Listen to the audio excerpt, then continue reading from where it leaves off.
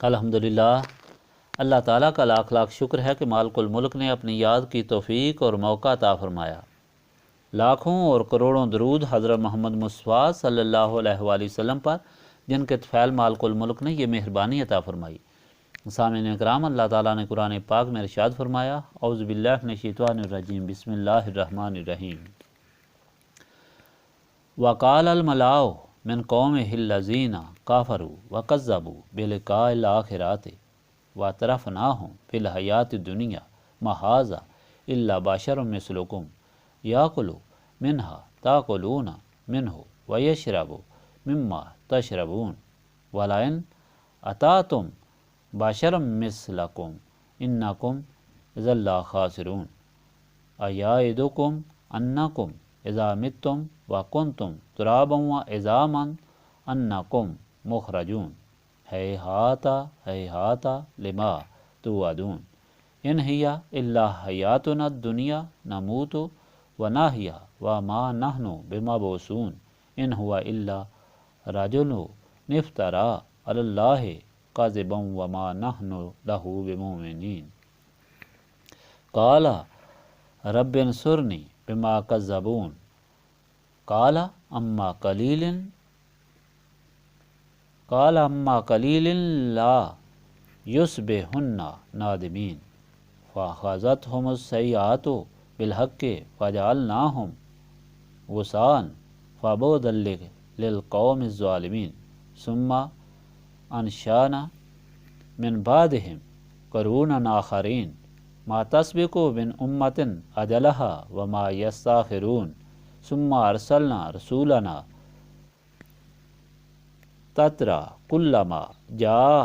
امۃ رسولها كذبوه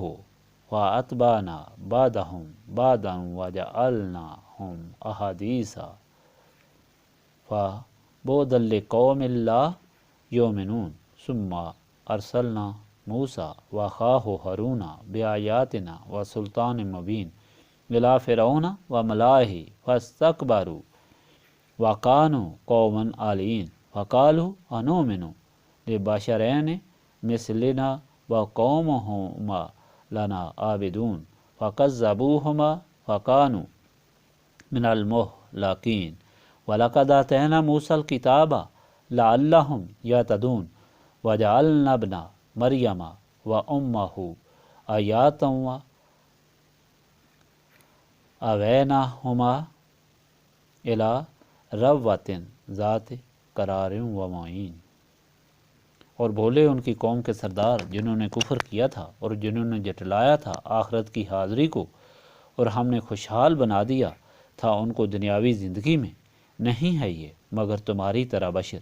یہ کھاتا ہے وہی خوراک جو تم کھاتے اور پیتا ہے اسے جو تم پیتے ہو، اور اگر تم پیروی کرنے لگو اپنے جیسے بشر کی تب تو تم نقصان اٹھانے والے ہو جاؤ گے۔ کیا تمہیں یہ وعدہ دیتا ہے کہ تم جب مر جاؤ گے مٹی اور ہڈیاں ہو جاؤ گے اس کے بعد تمہیں پھر زندہ نکالا جائے گا؟ یہ بات عقل سے بعید ہے، بالکل بعید، جس کا تم سے وعدہ کیا جا رہا ہے۔ نہیں ہے کوئی اور زندگی سوائے ہماری دنیا کی زندگی کے، یہی ہمارا مرنا ہے اور یہی ہمارا جینا ہے، اور ہمیں دوبارہ نہیں اٹھایا جائے گا۔ وہ نہیں مگر ایسا شخص جس نے بہتان باندھا اللہ تعالیٰ پر جھوٹا، اور ہم تو قطعاً اس پر ایمان نہیں لائیں گے۔ تو عرض کیا ہے میرے رب میری مدد فرما، کیونکہ انہوں نے مجھے جھٹلا دیا۔ اللہ تعالیٰ نے فرمایا بہت قریب ہے کہ یہ لوگ صبح کریں گے ندامت میں، تو آپ پکڑا انہیں حقیقی چنگاڑ نے، ہم نے انہیں خس و خشاک بنا دیا تو برباد ہو جائے وہ قوم جو ظالم ہے۔ پھر ہم نے پیدا فرمائیں ان کے بعد کئی قومیں، آگے نہیں بڑھ سکتی کوئی قوم اپنے مقررہ میعاد سے، اور نہ پیچھے رہ سکتی ہے۔ پھر ہم بھیجتے رہے اپنے رسول یکے بعد دیگرے، جب کسی امت کے پاس اس کا رسول آیا تو انہوں نے اسے جھٹلایا، پس ہم بھی ایک کے بعد دوسروں کو ہلاک کرتے رہے، اور ہم نے انہیں افسانہ بنا دیا۔ پس اللہ تعالیٰ کی پھٹکار ہو اس قوم پر جو ایمان نہیں لاتی۔ پھر ہم نے بھیجا موسیٰ اور ان کے بھائی ہارون کو اپنی نشانیاں اور واضح دلیل دے کر فرعون اور اس کے درباریوں کی طرف، تو انہوں نے بھی غرور اور تکبر کیا، اور وہ لوگ بڑے سرکش سے تو انہوں نے کہا کہ کیا ہم ایمان لے آئے ان دو آدمیوں پر جو ہماری طرح ہیں اور ان کی قوم ہماری غلامی کر رہی؟ بس انہوں نے ان کو دونوں کو جھٹلایا، وہ بھی ہلاک ہونے والوں میں شامل ہو گئے۔ اور بے شک ہم نے موسیٰ کو کتاب عطا فرمائی تاکہ ان کو ہدایت ہو، اور ہم نے بنایا مریم کے فرزند اور اس کی ماں کو نشانی، اور انہیں بسایا ایک بلند مقام پر جو رہائش کے قابل تھا اور جہاں چشمے جاری تھے۔ پچھلی مرتبہ فرمان الہی میں یہ بیان ہوا تھا کہ اگر مشرکین مکہ ہدایت سے انکار کرتے ہیں تو یہ نئی بات نہیں، بلکہ تاریخ گواہ ہے کہ جب بھی رب العالمین نے ہدایت کی ضرورت پوری کرنے کے لیے اپنا کوئی رسول بھیجا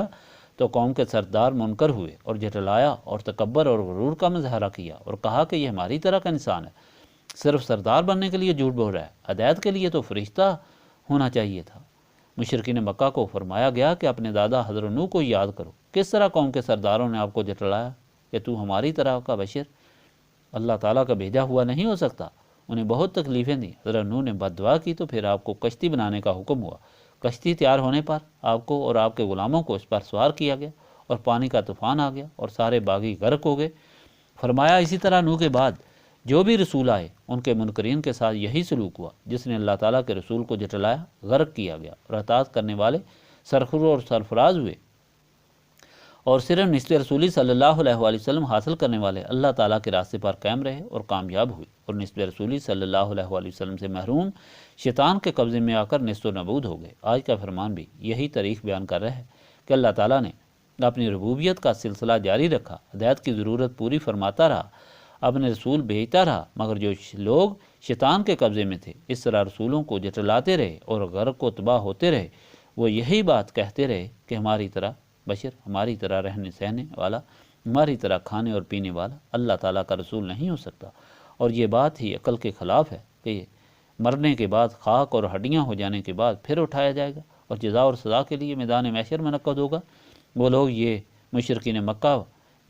یہ سمجھنے سے قاصر رہے کہ اگر قیامت کا دن نہ ہو، جزا اور سزا کا عمل نہ ہو تو پھر ہر عمل بیکار اور بے فائدہ ہوگا اور دنیا کا امن انصاف آرام ختم ہو جائے گا۔ حساب کے ڈر کی وجہ سے انسان دوسروں کے حقوق کا خیال رکھتا ہے۔ جب ڈر اور خوف نہ ہو تو انسان کے سامنے اس کا اپنا ہی فائدہ ہوتا ہے، جس کے لیے وہ ہر بے انصافی اور ظلم کے لیے تیار ہو جاتا ہے، اور وہ درندوں سے بھی زیادہ ظالم اور بے انصاف ہو سکتا ہے۔ لیکن یہ سمجھ صرف اس وقت آتی ہے اور یہ ہدایت انسانی عقل اس وقت قبول کرتی ہے جب ظلمت سینے سے دور ہو جائے اور سینہ روشن ہو، دل و دماغ زندہ ہوں، قوت سماعت اور قوت بصارت کام کرے، اور یہ کیفیت نسب رسولی صلی اللہ علیہ وآلہ وسلم سے حاصل ہوتی ہے، کیونکہ جب نسبت روشن کرنے والے چراغ سے ہو تو سینہ روشن ہو جاتا ہے۔ یہی وجہ ہے کہ یہ نسب رسولی صلی اللہ علیہ وآلہ وسلم کی تلقین کی جاتی ہے، اور اسے حاصل کرنے کے لیے یاد الہی سے سینوں کو صاف کیا جاتا ہے۔